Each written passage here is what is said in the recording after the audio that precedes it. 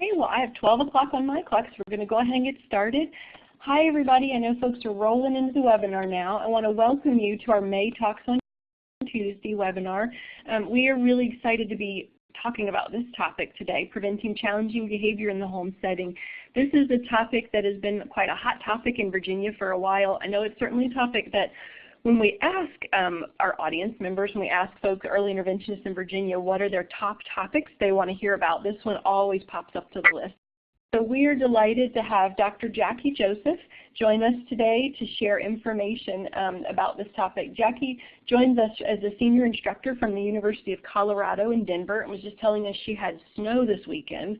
So I don't envy that, but I'm really, really happy she's joining us today. One of the other things that I wanted you to know about Jackie is she's a former early interventionist, so it's always nice to hear from folks who really get home visits and get the work that we do. So we're really lucky to have her joining us today.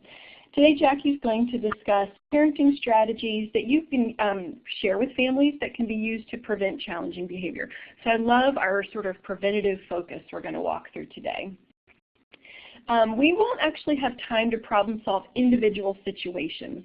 And we know you run into those probably quite a bit on your intervention visits with families. But we're hoping that you will learn some really specific, very practical strategies that you can take on your visits and share with families to use to individualize to the situation families are facing. You did receive in your email before this webinar a link to a resource handout with additional information, so we recommend you take a look at that, and Jackie will refer to that later. And we invite you to please feel free to use the chat as we go along today, your chat box in the lower left-hand corner to ask your questions and make comments. We'll do our best to monitor that today. If there's a question that pops into chat and it doesn't get answered as we're presenting today, don't worry. I'm going to be taking notes and keeping up with the questions, and we will do our best to save a little time at the end for questions to answer any of those that we missed. I also want to thank Jeannie for providing technical support. Sometimes I don't remember to do that, so I want to make sure that I acknowledge Jeannie's help with the slides and all the background support. She always does such a wonderful job. So I think I forgot to say who I was. So I'm Dana Childress, and I work with the Integrated Training Collaborative with the Partnership for People with Disabilities. So I'll just be acting as the host today. So I am going to go ahead and turn it over to our presenter, Jackie. Thanks again, Jackie, for joining us, and you can take it away. All right. Well, thank you for the introduction, and thank you to all of your team for all of the help that I've had with this. I definitely do not have the talent in putting these slides together, so I cannot take credit for that. And to Dana for helping with all the collaboration with all of this. And thank you for joining us today to talk about this topic. This is me. I'm Jackie, and as Dana said, I work at the University of Colorado, Denver. And here I teach in our Early Childhood Special Education Master's Program, and I coordinate our online behavior analysis program. And currently I'm working on a grant to develop training materials for our state's early intervention program. And I also work at the Positive Early Learning Experiences Center with Dr. Phil Strain, where we just finished a 4-year grant to support preschool teachers in reducing challenging behavior in their classroom settings. But I think most importantly, before I worked at the university and before I went back to school, I was a family therapist and I was an early intervention provider. So this topic, working in the homes with families, family-centered, especially family-centered positive behavior support is really close to my heart. And I do want to emphasize that if I miss questions, I try to look at them as much as possible. I also try to kind of stay on track without getting too off topic and putting us behind. We really do want to have questions, time for questions at the end, hopefully. And I know Dana is going to be watching out for it, but this is my email. And if I miss questions or you have lingering questions after today, please feel free to note my email and to get in touch with me there. So the questions that we'll answer today, this is kind of just setting us up for our agenda, are what do we mean by social emotional development? What are challenging behaviors to make sure we're all on the same page when we're talking about them? Why do challenging behaviors occur? What parenting practices will prevent challenging behavior? And what should we do if challenging behavior is still occurring after implementing the parenting practices that we're going to talk about today? And this last question is really in terms of our providing some more resources to you along the lines of that question. So to get us started, how many of you have or are currently working with a family who has expressed that one of their priorities is to reduce their child's challenging behavior? If you could use the raise hands feature, the hand raising button for this, that would be great. So just in case you're new to the webinar, your hand raising feature is located to the left of your slide. It's in the participant box where you see your name or the name you logged in using. Below your name, you'll see 4 small boxes. The third box to the right looks like a hand. If you click that button, that will allow you to raise your hand so it will show up in our participant window.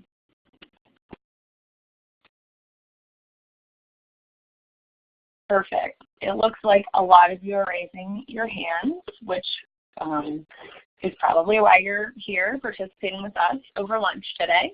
And it turns out that it's actually proven that it's a lot easier to prevent challenging behaviors and to promote children's use of appropriate behaviors as opposed to reducing challenging behaviors once they're actually occurring. So that's why we decided that the main focus of what we're talking about today will be the prevention of challenging behaviors in the home setting. So positive social emotional development is built on satisfying interactions and trust. And it's through these interactions, through these trusting relationships with caregivers, through the child's culture and family values, that young children gain experience in how to handle their emotions and gain self-awareness and gain autonomy. So when we say social emotional development, what we're talking about today is children's learning of social emotional skills like following routines and rules and directions, identifying feelings in oneself and others, controlling anger and impulses, sharing, expressing empathy, learning how to calm down, etc. And obviously, these types of skills becoming more complex as children are continuing their own development, right? So let's think about typical social emotional development. On this slide are social emotional skills that children tend to develop as either an infant, toddler, or preschooler. Using the line tool, draw a line from the statement or social emotional milestone to the age at which you think children should be able to demonstrate that particular skill. Okay, so you're going to locate your line tool by looking to the left of your slide. You'll see a vertical toolbar. If you look towards the bottom, you'll see a diagonal line. If you click on the box with that diagonal line, then move your cursor over to the screen, as you can see folks are doing. Click again on the skill, the milestone, and then drag to draw your line to the age, the infant, toddler, preschooler, where you think that which age matches when that skill typically shows up. It looks like people are getting the hang of this, Jackie. When we practice this, there were not so many lines. It's starting to be like a beautiful art painting now with all colorful lines. A little abstract. Yes, an abstract art that we're developing. Okay, we just have a few more people. It looks like about everybody has answered. So I'm going to actually go ahead and clear the page and answer these myself. So children are more likely, I'm just going to clear that off. So children are more likely to share toys in preschool. They're more likely to play by themselves or enjoy parallel play as a toddler. And in regard to expresses several clearly differentiated emotions, that is an infant developmental milestone for social emotional competence, and then shows awareness of others' feelings is preschool. So let me make sure I got this right. Preschool, toddler, infant, preschool. Yes, as it's on my screen, I just want to make sure.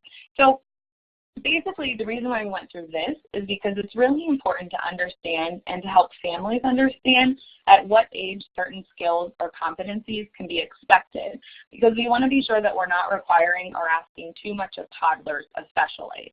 So for example, sharing is a preschool developmental is a preschool developmental milestone. So expecting a toddler to consistently and appropriately share is not necessarily a developmentally appropriate expectation. So that's why it's important for us to know these things.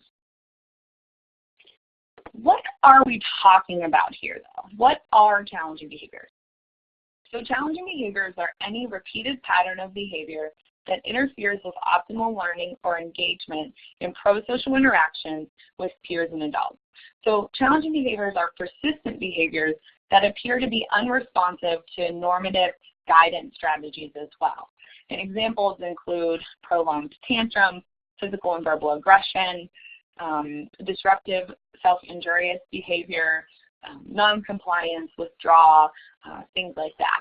And the operative word here is really that it's interfering with their learning or engagement.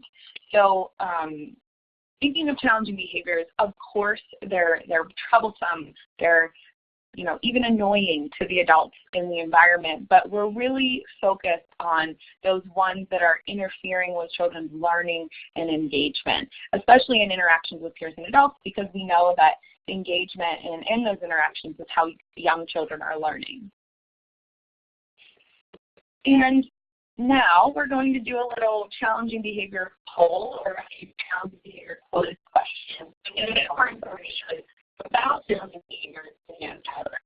So using the poll feature, answer this question: what percentage of parents of children receiving early intervention services through VEIPD or Participating reported that their child has a serious social or emotional issue, or has serious social or emotional issues? Hi, Jackie. While folks are doing the poll, I wanted to let you know your audio is coming through a little distorted, so I don't know if that's the phone you're using or it sounded a little better than much better. Yeah. Oh, is it still okay right now? It's okay right now. Mm-hmm. Okay. Yep. So I'll just kind of cue you if that pops up. People were popping it up in the chat. I'll let you know. Okay. Can you hear me better now? I can hold my phone. Is that okay? Yeah, that sounds good. Thank you for checking on that. Sorry about that. I don't know what happened. No, that's okay. That's okay. Stuff happens. We'll be fine. Let me tell folks how to access the poll in case they're new. So you're going to access the poll by looking in that participant box below your name. The fourth box over to the right this time has a lowercase a. If you hover your cursor there, you'll see the drop-down menu that gives you the A, B, C, D choices. So just click on the letter that matches your answer choice, and then we'll see how everybody answered.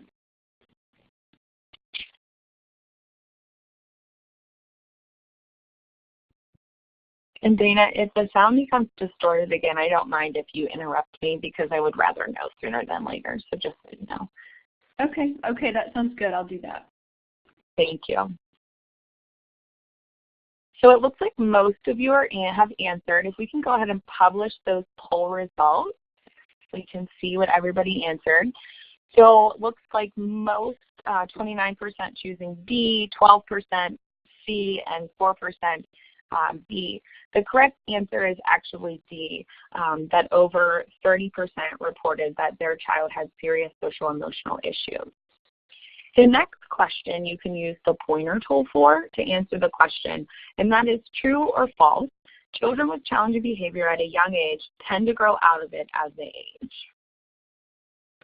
Okay, so for this question, you're going to use your pointer, as Jackie mentioned. You'll look to the vertical toolbar that's right up against your participant box. The second little box down has an icon in it. Might be a smiley face or a star. Click on that icon. Just click on that box, and then click on the icon that you like, whichever one you want to use. Move your cursor over to the screen and click again to drop that little icon in the true or false box.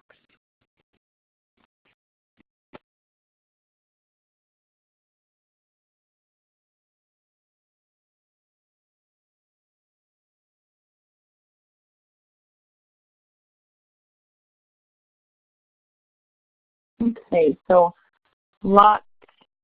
some people are probably saying, wait a second, this can be true or false, right? I'm going to go ahead and clear the page here. And the answer is actually false. that challenging behavior that is more severe than what is developmentally appropriate, which is probably what some of you are thinking when you put your pointer between true or false, it actually tends to persist unless intervention occurs to reduce it by replacing it with more acceptable, desirable behavior. So how about this one? Using the pointer feature, young children's challenging behavior can have long-term adult consequences. Is that true or false?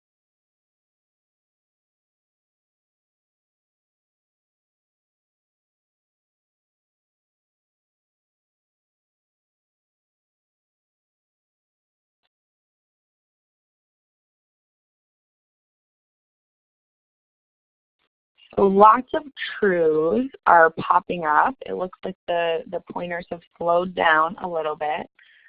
So the answer to this one, a few more people in the middle, which is totally fine.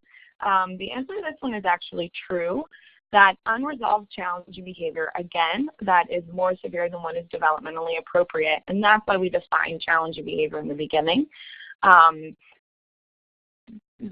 The challenging behavior that's unresolved is correlated with, for example, school failure, loneliness, and anxiety. And in fact, early behavior problems are the single best predictor of delinquency in adolescence, of gang membership, and adult incarceration if they're not addressed early. So what about this one? Using the poll feature, what percentage of preschoolers at risk due to poverty engage in challenging behavior?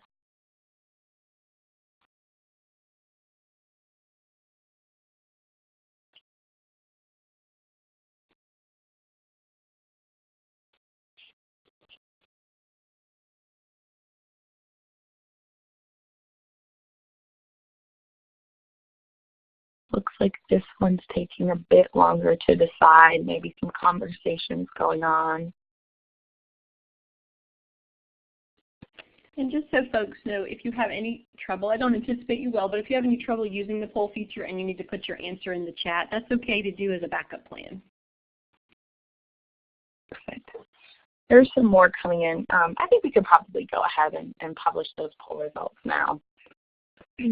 So most people, 37% saying D, 30%, and about 10% of people chose C, 15%. And the answer to this, according to Key and Kaiser, is actually 30%. Why do challenging behaviors occur? There are two main reasons that we're going to talk about today as to why challenging behaviors occur. And the first one is that there are developmentally appropriate challenging behaviors. For infants, for example, their temperament might influence the way they respond to the environment. An infant who is more fearful or feisty might respond to situations differently than, for example, an infant who maybe has more of a flexible temperament.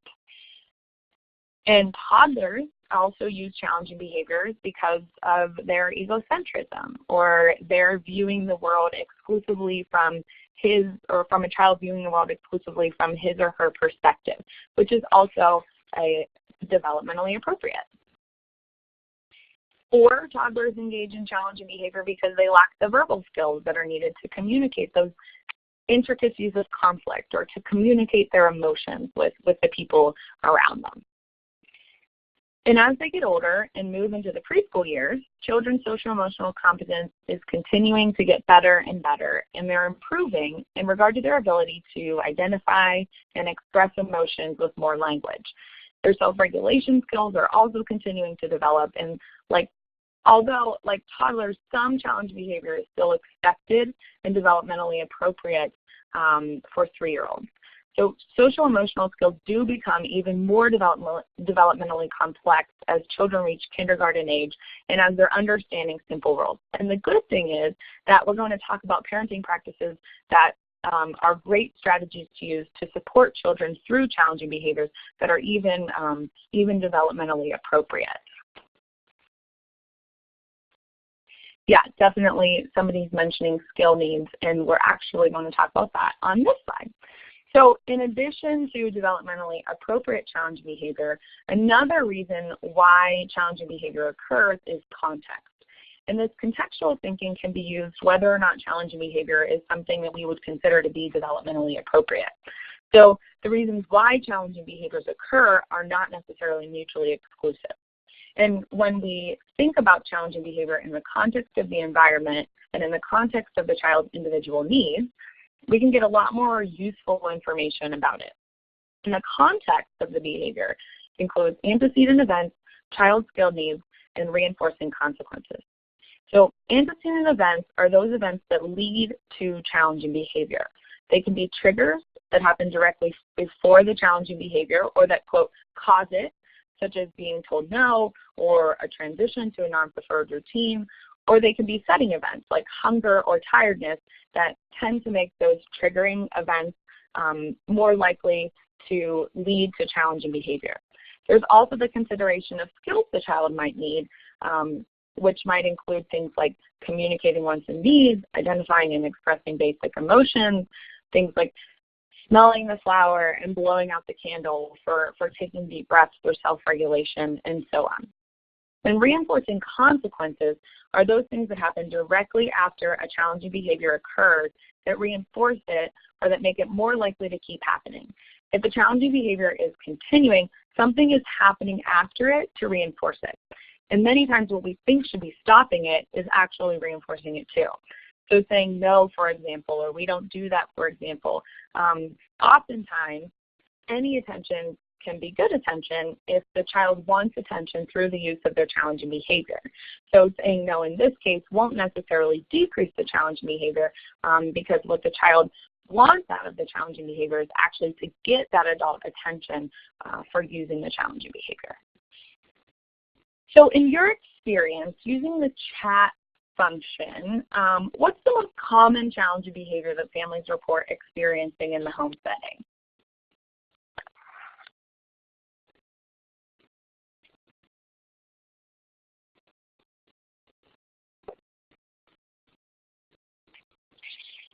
Getting seated during mealtime, tantrums, hitting, biting, hitting. Absolutely. I'm sorry, not only was my volume going in, but my voice is going in and out a little bit too. Tantrums, some self-injurious head banging behavior, maybe some difficulty during transition. So luckily, because of what we're talking about today, the best place to start with reducing these challenging behaviors is to use universal parenting practices that are known to promote positive social emotional behaviors and to prevent challenging behaviors. And what are these parenting practices that will prevent challenging behavior? They are high rates of positive attention and acknowledgement, a predictable daily schedule, consistent routines, and clearly defined behavioral expectations. We'll talk about each of these next for the remainder of this webinar, but for now, if you could use the pointer tool to select, based on just hearing these practices, which one do you feel the least confident with in regard to supporting families? Well, since, Jackie, we had a couple people join us more recently, let me just remind everyone that your pointer tool is in that vertical toolbar right up against your participant box. It's the second box down. So if you click on that box, that little box with the smiley face or the star, an arm will extend. You click on the pointer you'd like, and then you click again on the slide to drop your pointer. Now keep in mind you're only able to drop your pointer in one box, or you can only drop one pointer at a time. So it looks like somebody with their smiley face is bouncing back and forth between consistent routines and behavioral expectations. But just be aware that you can only drop one for this activity. And it's okay too if you would be between two. We had that conversation that it was kind of difficult to choose which one. But I think generally it looks like routines can be difficult, and clearly defined behavioral expectations are also the areas where most of us kind of feel least confident with regard to supporting families. And as we talk about these, remember that you're taking what we talk about for the remainder of today as strategies that can and should be used with families, but individualized for particular families. So you're continuing to use all of your family coaching strategies to support them in learning and using strategies and problem solving and doing it in a way that has contextual fit with their life. And this many times means that you're starting with small steps, knowing that the practices that we're going to talk about today are kind of the goal. So it's not necessarily that we're always going to jump in immediately and be providing high rates of positive attention and acknowledgement. You're continuing to use all of those family-centered, family-supportive skills that you have in your toolbox. These are just some additional strategies to have in your toolbox as well as you're working with families. So the first strategy is to provide high rates of positive attention and acknowledge occasions in which the child is behaving appropriately. It's important that families spend the vast majority of their time interacting with their child when he or she is behaving well, and that they provide positive feedback that occurs frequently and that sincerely occurs. And so we recommend that providers help families use a 5-to-1 rate of positive attention to negative attention. So 5 times more positive praises, positive interactions than jumping in and saying things like no, don't, stop, quit, not, or criticizing and things like that. In positive attention, it can be provided through a lot of different interactions. It can be a hug, it can be the parent reflecting back what the child just said, or the parent imitating what the child is doing during play, and so on. And one very important way to provide positive attention, though, is to use labeled praise. Jackie, let me interrupt you again. Your audio was going out. Let's test it one more time. This is so weird. Can you hear it now? I can hear you now. That's better. Sorry to interrupt you. No, it's okay. I wonder if it's me, like, talking with my hands and flailing over them, like, going over the microphone. Well, you sound good now, so I think you're good. It's hard not to talk with your hands. I know it is for me. Is that okay now? You sound okay. You sound a little better a second ago. Okay. Is that better? Yeah, let's go with it and see. I'll let you know if anything goes out. Okay. I'm so sorry. I'm using the same phone we use for all the practice ones. I don't know what's happening. That's okay. That's okay. We'll work through it. You're fine. Is it better now? Yeah, you sound a little louder now and a little more clear. Right. So this sounds louder and clearer. Yeah, you sound okay. Okay. I'm sorry. I'm not very good at phones. So with the labeled praise and special attention for particular interactions. So for interactions that the family wants to see increase especially. And primarily it's positive actions or positive statements that families use when the challenging behavior is not occurring. So we're using labeled praise and special attention strategically when the challenging behavior is not occurring. And like I said before, negative attention tends to be things like no, don't, stop, quit, not, a lot of directives that are provided at one time, a lot of questions that the child doesn't have the opportunity to respond to, and etc. And the reason why this matters is because the use of these without a balance of the goal of 5 times more positive attention can lead to challenging behavior. So on this slide are a few examples of labeled praise for particular interactions. And you'll notice as we read them that each strategy explicitly and specifically lets children know what the caregiver is paying attention to. And this is important because it's through this use of labeled praise that children learn what specifically gets them attention and thus positive praise. And this also pairs nicely with making behavioral expectations explicitly clear. So, you know how to hold my hand across the street, thank you. Or I like how you're using nice soft touches to pet the dog. Or I love how you're keeping the ducky in the tub or keeping the water in the tub. We're using them strategically when the child is engaging in the exact behavior that we want to see more of and that we want them to use more.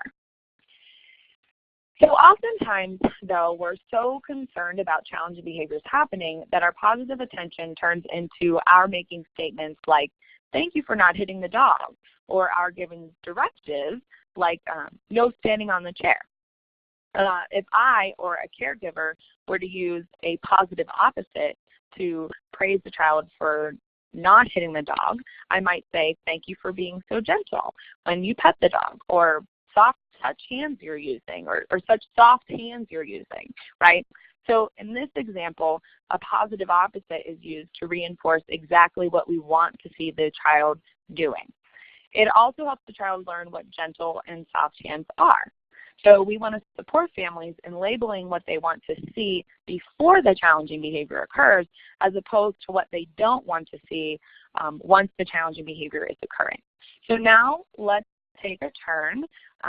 Instead of saying or prompting no standing on the chair after the challenging behavior is occurring, what is a labeled praise statement that can be used when the child is not standing on the chair or before the challenging behavior occurs that is a positive opposite for standing on the chair? And you can use the chat function for this.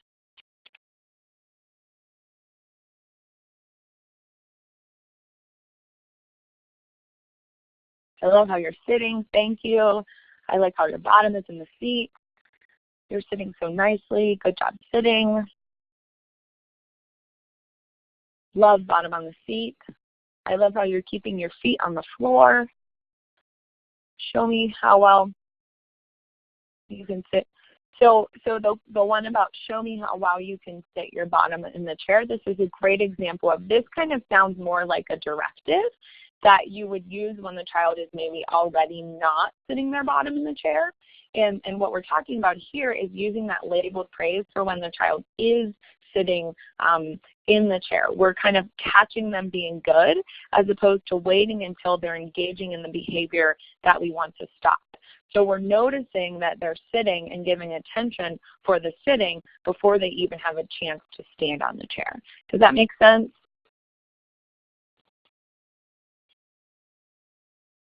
Thank you for all of those great answers.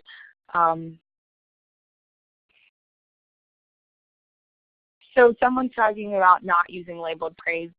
So obviously, like I said before, this is within the contextual fit of the family.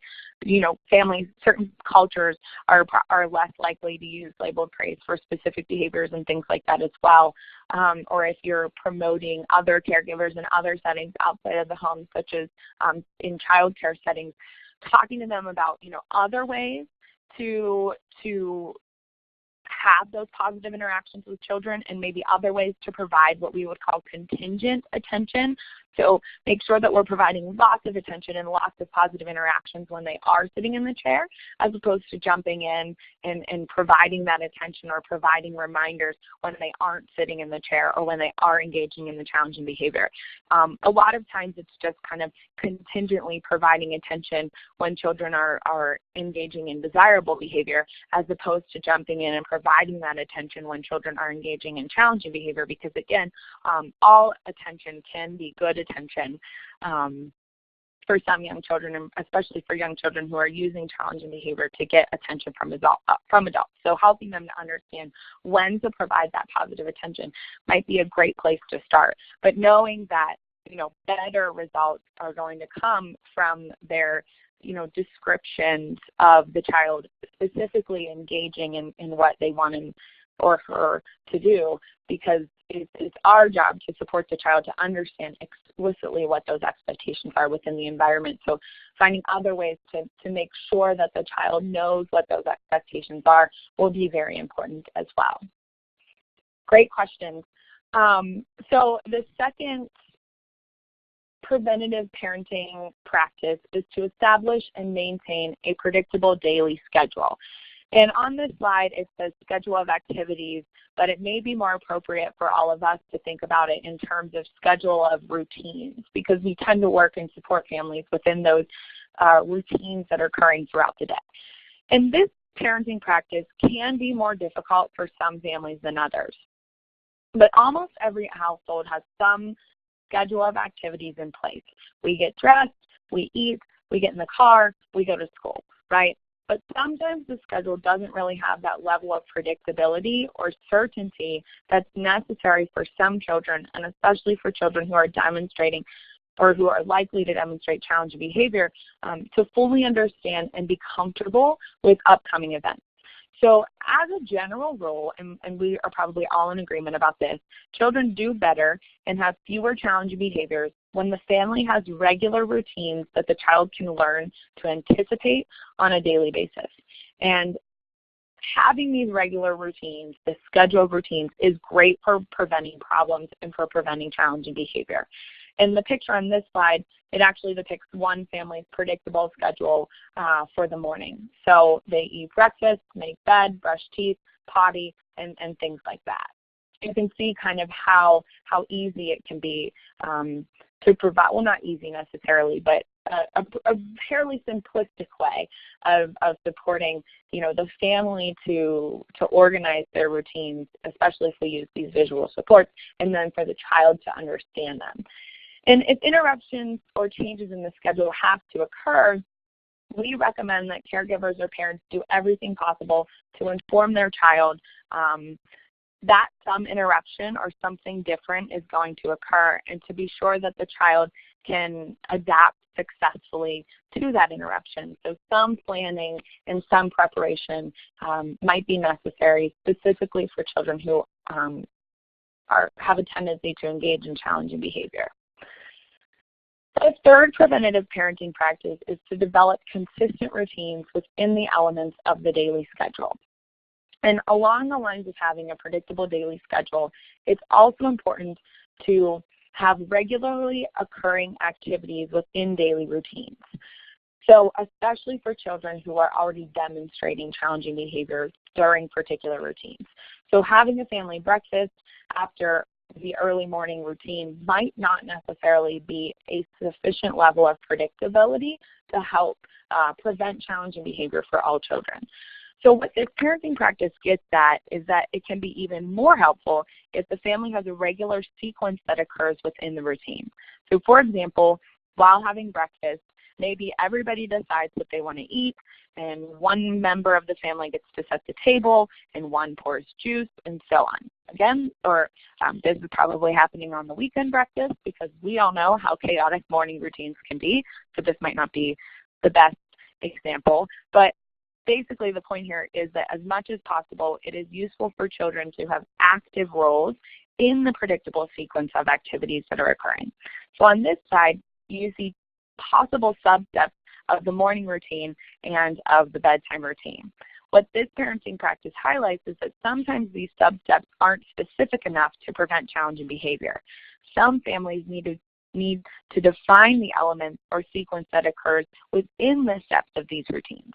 So for example, wash hands might always involve turning on the faucet, getting soap, singing the hand washing song, turning off the water, and wiping hands on the towel. Or putting pajamas might always go in the same order. First we choose a pair of pajamas, then we put on our top, then we put on our bottom. And while it can take some effort to think about this in the beginning, it just becomes routine for everybody. It becomes routine for the adult, and it also becomes routine for the child. And this kind of level of specific, I can't think of the word right now, it's not coming off the top of my tongue. It helps children answer these 4 questions. So a good rule of thumb for routines and how specific they should be is to ensure that children, especially children who are engaging in challenging behavior or for more difficult routines, are able to answer, what am I doing now? I'm washing my hands. How do I know I'm making progress?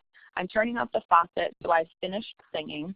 How do I know when I'm finished? After we turn off the faucet, all I have to do is dry my hands and then I'm done. And then what comes next? Well, when hand washing is done, I always go and get dressed. So again, it just becomes more routine for everybody, and then children are able to answer these questions and learn about, the boundaries within the routines, and they're able to anticipate when things are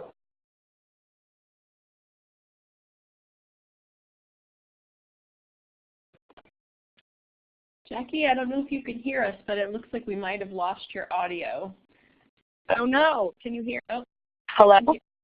I can hear you now. You just kind of faded out mid-sentence there. This is so weird. I'm so sorry about this. Oh, don't worry about it. Technology It just happens sometimes. We're doing okay. I just wanted to touch base with you in case we completely lost you, which I'm really glad we haven't. So go. No, not at all. Darn phone. Where was I before I stopped? Oh, that's a hard question. I'm so bad at that game. I think you were towards the end. Maybe our folks can type into chat where we left off, or you can just kind of wrap this. Yeah, that's what I thought at the end of this slide. So you can kind of wrap the slide and just keep on going. Okay, awesome. So it helps children learn about the kind of the boundaries of the routines, and particularly those routines that are difficult.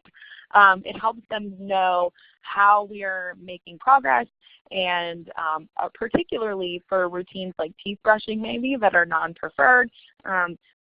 I know when this is going to be finished. I can get through this because I know exactly when this is going to be finished. So let's use this text tool and share with each other what the most difficult routines of the days are for the families who you're supporting. Okay, so to access your text tool, you're going to go back to that vertical toolbar. Look at the fourth box down, and you'll see an A with lines next to it. So you're going to click on that box. You might have to click twice, and then just move over to the what looks like the note paper on your slide. Click again to start typing in a text box, and you can type your ideas for those most difficult routines right on the slide.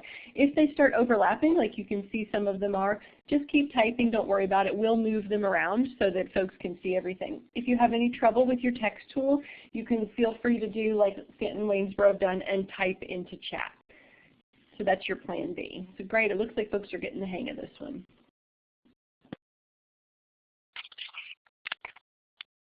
Can you hear me now? I can hear you. Okay, perfect. So lots of people are sharing their most difficult routines. I've worked with families who all of these routines are absolutely, routines in which we've implemented these preventative parenting strategies, and they really help. And we call them preventative, but even when some challenging behavior was occurring, I tend to start with these practices and support them with the use of these practices throughout those routines and at those certain times of the days. And we've had a lot of success. So getting in the car seat after work, trying to cook dinner, that's definitely one. Getting out the door, lots of transition times and bedtime and bath time, absolutely. So in regard to regularly occurring sequences, here are some examples that can be helpful. So many families might use a first then board to show the child that first we're going to eat and then we're going to play.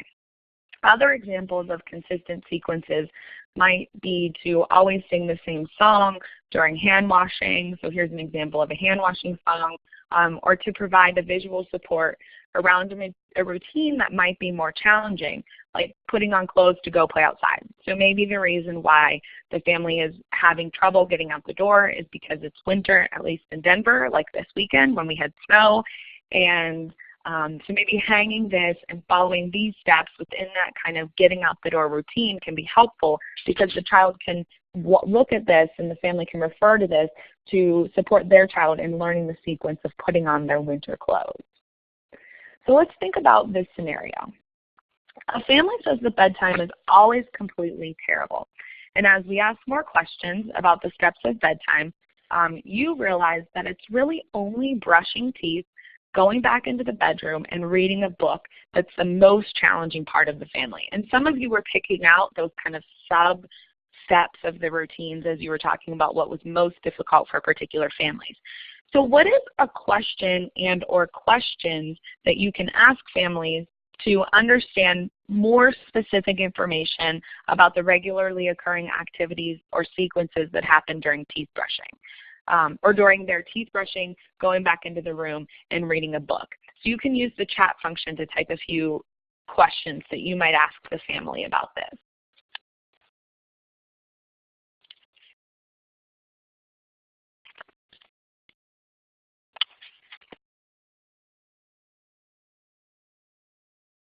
So if teeth brushing went smoothly, what would that look like? What would you want him to be able to do? What do you do before you brush teeth? Who is responsible for doing toothbrushing? When does it occur? Can I observe? How much control does he have for teeth brushing? So many wonderful questions that we could ask to learn more information. And I would use all of these questions that you're asking. And I would also ask more questions to support the family's ability to be more consistent with these elements of bedtime, knowing that those are the most challenging. So I might ask things like, tell me what you want your child to do during these steps, or do you think that your child knows all of the sub-steps of teeth brushing? Do you always go back into the bedroom after teeth brushing? Do you think verbally reviewing what you're going to do after teeth brushing might help? Does your child know where to select a book once you're in a room? What tends to happen, right? I try to help them to get at our discussion, to support our discussion to be along the lines of the level of predictability that's actually occurring in that sequence. And for some sequences and some routines, it really is just important to be as specific as possible and as prepared as possible to prevent that challenging behavior. So including warnings and choices into schedules and routines, these are kind of add-on strategies that can greatly prevent challenging behavior within this preventative practice. On this slide are giant sand timers that a lot of the families who I work with use to provide warnings, and to provide warnings before or during routines or routine sequences to enhance the predictability. You can buy these at Lakeshore.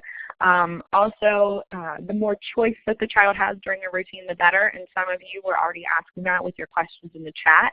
And obviously these are choices that we would be happy with regardless of what the child chooses, but it offers that sense of control for the child. So examples might be to choose a toothbrush, or to choose a pair of pajamas, or to choose a book, or choose a toy, or choose where to play, or where to sit at the table, and things like that. Incorporating as much choice as possible is a great prevention strategy. Or someone said, how about asking the child what is bothering him during the routine? Absolutely, as much information as we can figure out to support that enhancement of predictability, and maybe to use some of those triggering antecedent events like we were talking about before, are great to be thinking about within these routines. And the fourth preventative parenting practice is to clearly define behavioral expectations and the difference between desired behavior and undesired behavior. And this happens through explicitly teaching behavioral expectations for the family routine. So a vital step for helping children learn appropriate behavior is for the family to ensure that they understand the behavioral expectations of the routine. And many families are likely to have a set of basic rules, but rules aren't necessarily always translated into how children can use them and what they look like in specific routines. So many times families might make the mistake of assuming that children know how to behave appropriately and that their child is doing things to be non-compliant. And we always tell families that we don't want to assume non-compliance unless the difference between for lack of a better word, good behavior, or the behavior that we want to see, and the challenging behavior is taught directly. And until the child has demonstrated that she or he knows the difference and can behave accordingly within particular boundaries that the family sets in those routines and that they teach as well. And obviously all of this is done with our support as their provider. And teaching behaviors involves advanced preparation. So we don't want to wait until the challenging behavior is occurring to teach the expectation or appropriate behavior. We want to prepare children in advance before it's occurring and to tell them exactly what we want to see them do before the behavior starts. And we do this to greatly reduce the likelihood that the behavior is even going to occur altogether. This one in the middle here, you'll see that's not when we want to be teaching them about how we want them to be engaging in the challenging behavior. We want to be setting up all of these things and providing those warnings and prompts prior to their actually engaging in that challenging behavior. But if challenging behavior does occur, it's important to support families to follow it with corrective feedback. So this means that if we're sure the child is engaging in some behavior that would be considered noncompliance, it's important for the adults in their environment, for the family, to teach boundaries. And to do this, it does oftentimes require corrective feedback. And corrective feedback might mean that the adult provides some gentle hand-over-hand support to ensure that the child follows through with what is expected, for example. But whatever it is, it's important that we're supporting the family to support their child to learn that the challenging behavior is not acceptable, and ensuring that everybody is supporting the child to know what to do instead of the challenging behavior. And this goes back to our first practice, which is to provide positive attention when the child does what is expected. So just because a behavior is routine, or just because we set up routines, doesn't mean that we can forget to acknowledge it. And learning and consistently using all of these positive behaviors is definitely worth acknowledgement and celebration, especially for our youngest children. So let's think about this scenario and think about it in the context of which positive parenting practices are occurring. Positive attention and acknowledgement, predictable daily schedule, consistent routines, clearly defined behavioral expectations. So every night bedtime happens after the family watches a show on TV together. During the bedtime routine, Emily helps her son Joshua follow the same steps. First, Joshua brushes his teeth, then he puts on his pajamas, then he chooses a book from the bookshelf, and then he and his mother get in bed and read the book. When they're finished reading the book, they say goodnight, and Emily turns off the light and leaves the room. Joshua falls asleep in his bed after Emily leaves the room. So what preventative parenting practices is Emily using right now?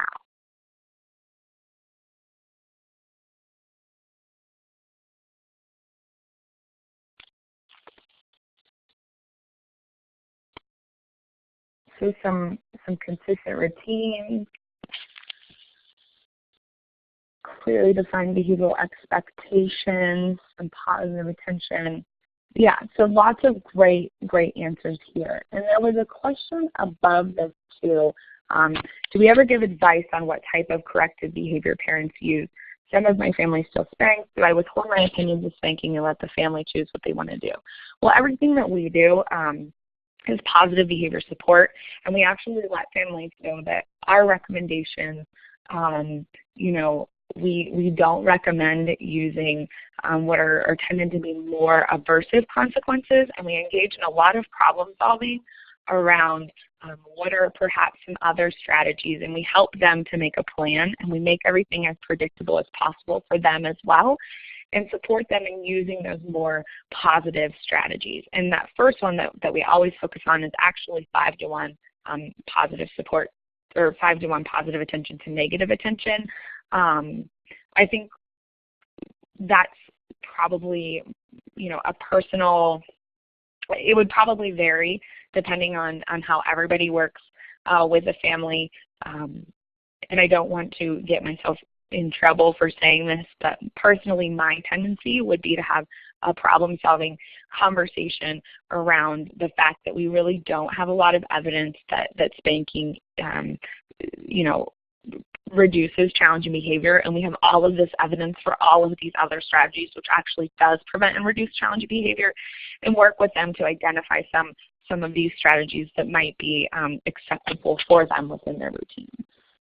I don't know if that helped or not, but yes. So let's think about the same thing, the same scenario, in thinking about those positive parenting practices. So Joshua used to run away from Emily and try to hide when it was time to put on his pajamas. So Emily and her provider developed a mini schedule that depicted the steps of putting on pajamas. First, Joshua chooses between 2 options of pajamas, then he puts on his shirt, then he puts on his bottoms. Before he starts putting on his pajamas, his mother reviews the schedule. She also points to each step of the schedule while he does it and describes what he's doing.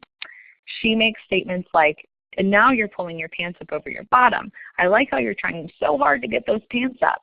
When he's done with each step, Emily says something like, "Great job putting on your pants. Next, we'll put on the shirt," while pointing to the picture of the shirt on Joshua's schedule. So this is definitely something that the family would use more as the child was learning those explicit expectations of the routine.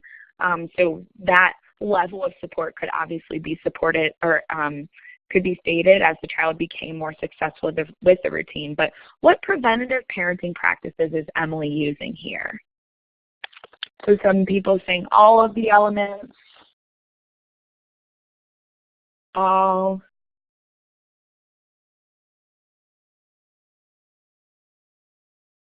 Yeah, I think definitely high rates of positive attention, positive reinforcement, and definitely clearly defined behavioral expectations as well. So most people see all of those parenting practices used in this scenario. But we didn't want to leave you with only this kind of prevention parenting practices, although I think it's a lot of information that you can take back with you. But what should we do, or what should you do, what should we all be doing if challenging behavior is still occurring after implementing these parenting practices? So 0 to 3, these are all linked on your references page. These are some that I provided, and then Dana and everybody else also provided some more on yours. 0 to 3 has some great resources for families about challenging behavior.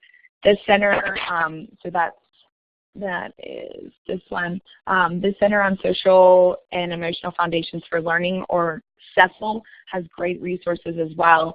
TAXI has a ton of great resources for families all around the prevention and response to challenging behavior. But really, if challenging behavior is continuing to occur after the family is implementing these preventative practices, what you'll want to do is use individualized positive behavior support to determine the actual function of the challenging behavior.